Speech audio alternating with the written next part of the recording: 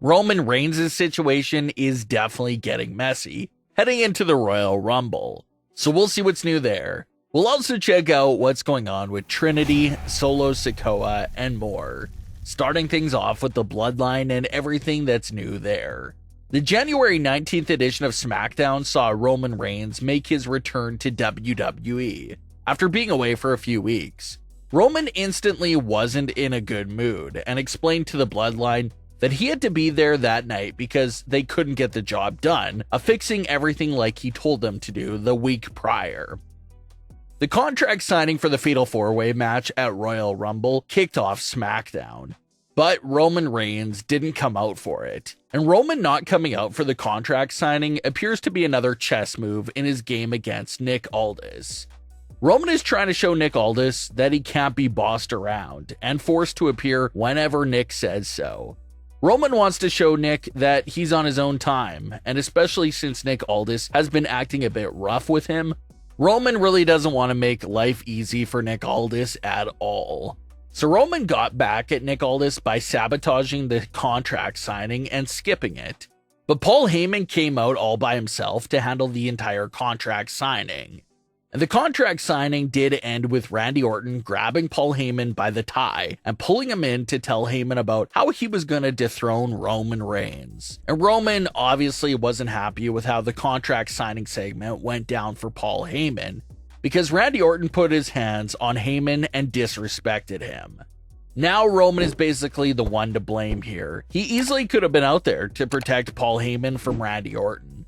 But instead of blaming himself for not being out there to defend Paul Heyman, Roman instead spins the narrative and puts all the blame on Solo Sikoa and Jimmy Uso for not being out there with Paul Heyman. And this moment here really highlights the big flaw in Roman's character. He never really holds himself accountable, nor takes the blame for anything. Roman is the shot caller. He easily could have told Jimmy and Solo to go out there with Heyman as well. But he, of course, didn't tell them to go out there, but still blames them and holds them accountable for what happened out there, when in reality, the biggest portion of the blame should fall on Roman's lap. But that's just the narcissistic and hypocritical behavior of Roman's character. Everything is always going to be someone's fault. And during the segment when Roman Reigns is yelling and scolding Jimmy and Solo for not being out there during the contract signing to defend Paul Heyman, Roman is only directly looking at Jimmy Uso. Roman never even glanced at Solo Sikoa's way, and that's just another implication of Roman's respect and basically fear of Solo Sikoa. Roman will yell at the Usos all day long, push them around, get in their face, and feel completely comfortable doing that to them. But Roman really isn't comfortable doing that to Solo Sikoa, and never has done that to him in those 2 years of Solo Sikoa being there.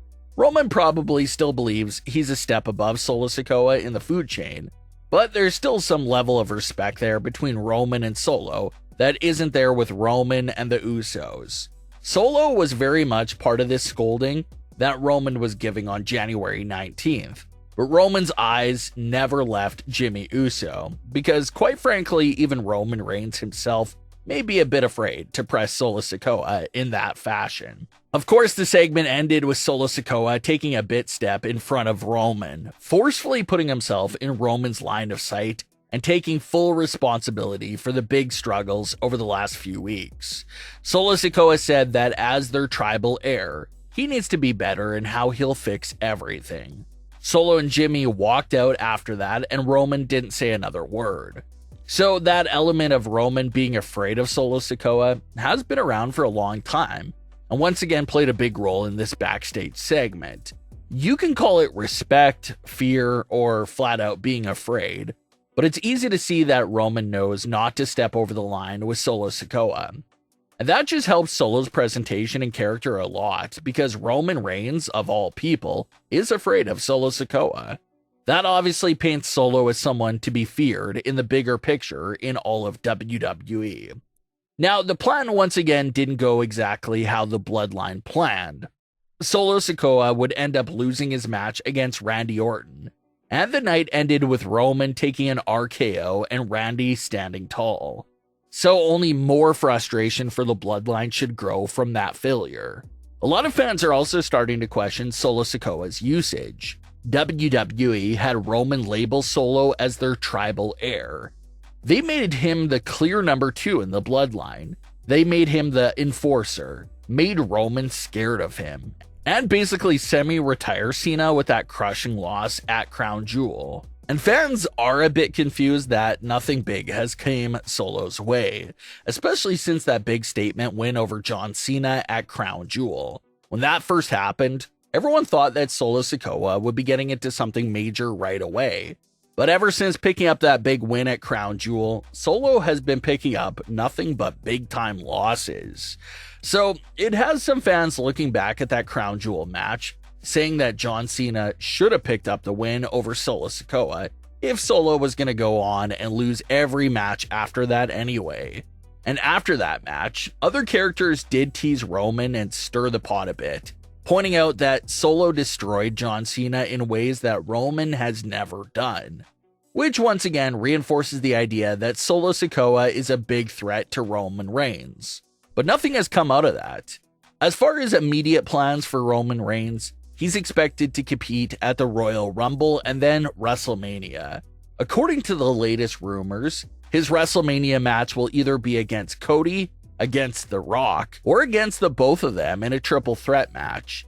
So it looks like we'll have to wait a while before seeing any payoff to the Roman and Solo build-up. If Roman walks out of WrestleMania 40 still champion, then we'll surely see Solo Sikoa finally get his crack at Roman Reigns, because simply, there'll be no one really left, and maybe that'll be the perfect time to see the matchup. So it's definitely a very slow burn. WWE has been hinting at Roman versus Solo for a long time, and unfortunately, it looks like it may still be a little while before we see that payoff. And when that scenario does come into play, it does seem more likely that Solo Sikoa would make the first move by turning on Roman.